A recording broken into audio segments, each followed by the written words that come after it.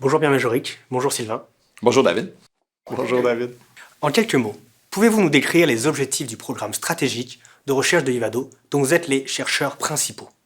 Certainement, mais avant ça, je pense que c'est important de remercier Ivado de nous faire confiance pour ce projet-là. C'est très stimulant puis très intéressant pour nous.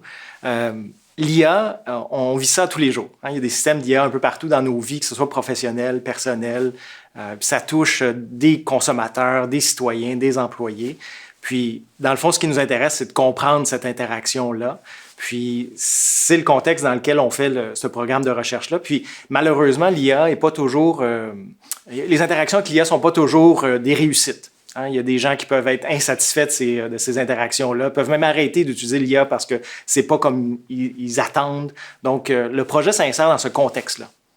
Et on est vraiment très honoré que Ivado ait choisi notre leadership pour gérer un programme de recherche qui est intrinsèquement multidisciplinaire. L'idée, c'est d'aller chercher les forces vives sur le campus pour être capable d'attaquer cette problématique-là de manière globale et de regarder toutes les différentes facettes. Et pour faire ça, pour innover à l'intersection des domaines, il faut aller trouver les différentes disciplines qui s'intéressent à ce phénomène pour être capable d'étudier le développement et l'adoption de l'IA responsable par les citoyens, par les employés, par les consommateurs. Et le programme, dans le fond, qu'on mène, l'idée, c'est d'aller chercher différentes approches méthodologiques pour être capable de mieux comprendre le phénomène et d'en tirer des lignes directrices pour informer les organisations sur les meilleures façons de garder l'humain au centre du développement de l'IA responsable. Merci. Quel est l'état actuel du programme de recherche? On a commencé en janvier. Depuis ce temps-là, on a 12 revues de littérature en chantier. Donc, il y a plusieurs groupes qui travaillent sur plusieurs revues de littérature différentes, touchant évidemment à l'IA responsable avec l'humain au centre. Et on a 8 projets de recherche qui sont enclenchés. Donc, en parallèle des revues de littérature, on a aussi 8 projets de recherche. Et certains de ces projets-là vont déjà être en collecte de données cet été au laboratoire. C'était un travail colossal d'amener des gens de plusieurs domaines, des 3 campus, d'être capable de co-innover ensemble et co-développer le programme. Et pour ça, on est vraiment heureux. On a réussi à constituer une équipe de gens qui ne se connaissaient pas auparavant, mais qui, à travers différentes activités, on a réussi à créer des sous-groupes, des chercheurs très impliqués, très passionnés par le sujet. Donc, présentement, on a 20 chercheurs des 3 institutions impliqués dans dans différents projets. Et en plus, on a 20 étudiants boursiers, donc 12 au doctorat, 8 à la maîtrise, qui ont reçu des bourses du programme pour être impliqués et créer ainsi une masse critique de chercheurs autour de la problématique. On est agréablement surpris de l'enthousiasme de tous ces collègues-là qui ont accepté le défi de co-développer comme ça un programme et de se lancer dans l'aventure. Super. Pouvez-vous nous décrire le processus de co-développement que vous avez mobilisé pour développer le programme de recherche? Mais la notion même de co-développement d'un programme scientifique, c'était nouveau pour nous, c'était nouveau pour tous les participants du programme. Et on s'est grandement inspiré de techniques dans le domaine du design thinking là, pour animer nos activités scientifiques. Et c'est entre autres grâce à notre collaboratrice Anne-Marie Lesage qui a été très impliquée tout au cours de ce printemps des idées là, pour animer puis amener nos chercheurs à converger. Et rappelez-vous, là, il n'y a personne qui s'était jamais rencontré et tout ça a commencé en pleine vague au micro durant la COVID. Donc, ce qu'on a fait, c'est qu'on a commencé par une série d'ateliers virtuels où, en binôme, nos chercheurs des différentes institutions devaient échanger dans leurs problématiques, des problématiques importantes, pour essayer de faire converger les idées.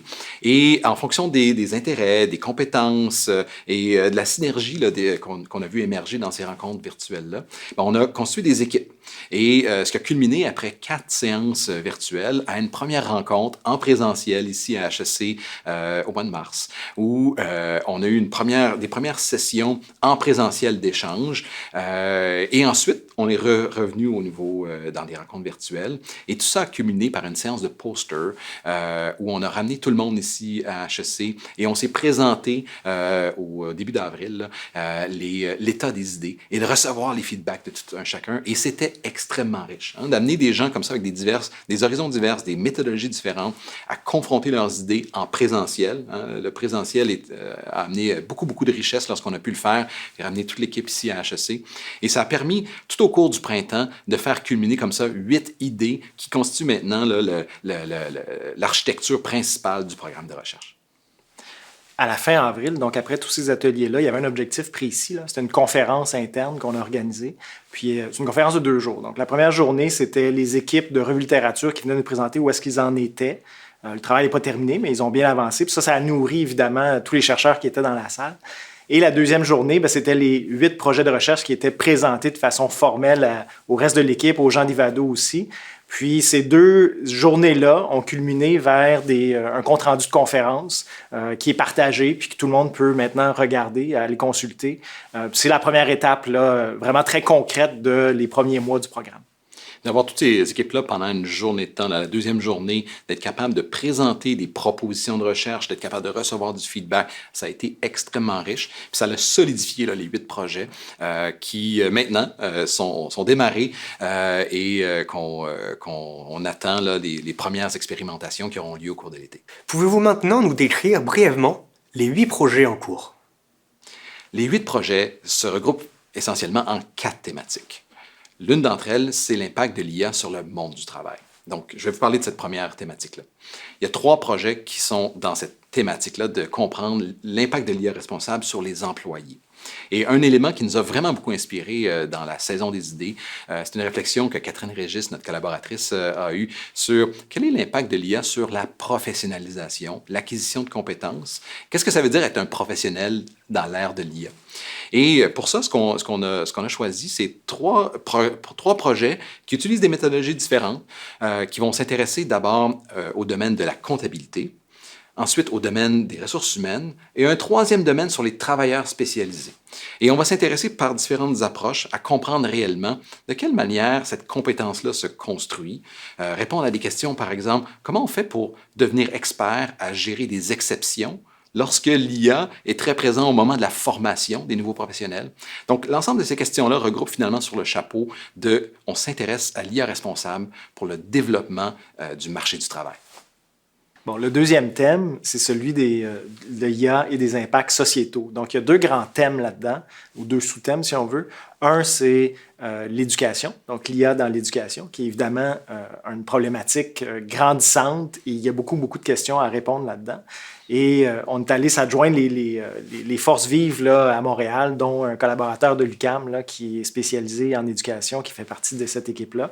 Puis on le fait travailler avec des gens avec qui il n'est pas habitué de travailler, donc ça fait une équipe vraiment multidisciplinaire, mais super performante. Et l'autre sous-thème dans les impacts sociétaux, c'est la voiture autonome. On en voit de plus en plus, puis on se questionne sur l'humain à l'intérieur de la voiture, l'humain à l'extérieur de la voiture, quand il y a des véhicules autonomes, c'est quoi les impacts? Comment ça va se faire, cette relation-là avec l'humain? Donc ça aussi, c'est un autre sujet de l'heure, mais aussi très important pour la société. Donc ça fait partie du 2e thème. Le 3e thème, on s'intéresse à l'IA et son explicabilité, l'équité de l'IA et sa transparence. Ça, dans 2 contextes très différents. Un contexte plus de consommation, où est-ce qu'il y a des services qui sont consommés par des consommateurs, puis on veut voir comment l'IA utilisée du côté du fournisseur de services a une influence sur comment le consommateur reçoit l'information. Et l'autre thème, c'est celui des employés, puis voir comment un système plus transparent, plus équitable, plus expliqué aide l'employé à utiliser l'IA dans son travail.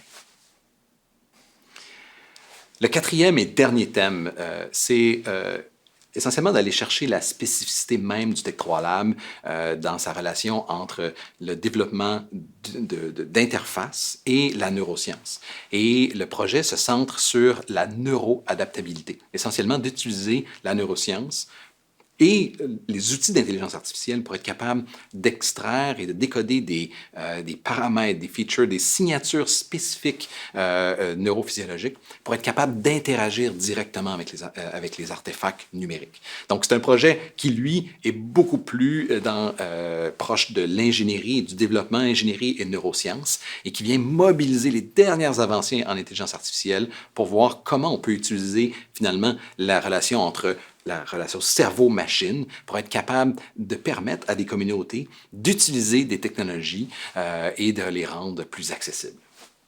Finalement, quelles sont les prochaines étapes de la programmation?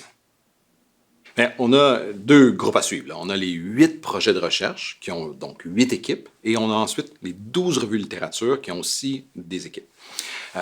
D'abord, les 8 projets, ils sont à des niveaux d'avancement différents et logistiquement, on doit être capable de mener, méthodologiquement parlant, ces 8 projets-là à partir de maintenant jusqu'à la fin du financement. Donc, certains projets sont déjà prêts à commencer à collecter cet été et il y aura des collectes au Tetralab pour collecter des données. D'autres projets doivent commencer par des enquêtes à distance, par des questionnaires à distance. Ils vont le faire aussi au courant de l'été. Donc, il va s'effectuer une série de collectes de données tout au cours de l'été, de l'automne, début de l'hiver, pour chacun des 8 projets. Et pour ça, on a une très, très bonne logistique là, pour suivre l'ensemble des projets. Et les projets donc, doivent faire état de leur situation au 8 juin prochain. Donc, on a un autre atelier virtuel qu'on va faire le 8 juin prochain. Et tous les projets devaient évidemment aller obtenir certificat d'éthique pour leur projet de recherche. Et ça a été fait là, depuis le 28 avril. Donc, ça avance très bien. Et on ajuste le tir selon les besoins spécifiques là, des 8 projets de recherche qu'on supervise. Les 12 revues littérature aussi ont une gestion de projet. L'objectif, c'est que par la fin de l'été, chacune des 12 est terminée et soit en mode d'écriture. Et on a différentes stratégies pour y arriver. Donc, on les suit à la trace. On a adopté un logiciel qui s'appelle ClickUp, là, qui permet de suivre l'avancée de chacune des équipes. Ça nous permet de suivre là, ce large groupe d'étudiants et de chercheurs là, impliqués dans les revues littérature. Et une des stratégies qu'on a mis en place, c'est qu'on a créé on va avoir un atelier d'écriture à la mi-août, où ces gens-là vont être invités de telle sorte qu'on puisse avancer là, grandement l'écriture des revues littérature. On a prévu ça avec l'organisation Taisez-vous et on pense que ça va être un grand succès là, pour amener toutes ces équipes-là à progresser rapidement dans l'écriture du programme. Donc tout ça devrait nous amener vers la fin de l'été et il y aura d'autres activités pour être capable de suivre l'état des choses. Sylvain? Oui, il y a 2 autres moments forts dans l'été. Il y a une conférence qui s'appelle Human Computer Interaction International. Dans cette conférence-là, notre collègue Konstantinos Koursaris a un workshop qui est organisé avec des collègues à l'international. Et il y a plusieurs des projets qui sont en cours qui ont soumis leur work in progress, donc leurs travaux jusqu'à date, à ce workshop-là, dans cette conférence-là. Donc ça, c'est à la fin juin. Donc il va y avoir des présentations, déjà des premières traces officielles, là, si on veut, là, à l'international des efforts des équipes de recherche.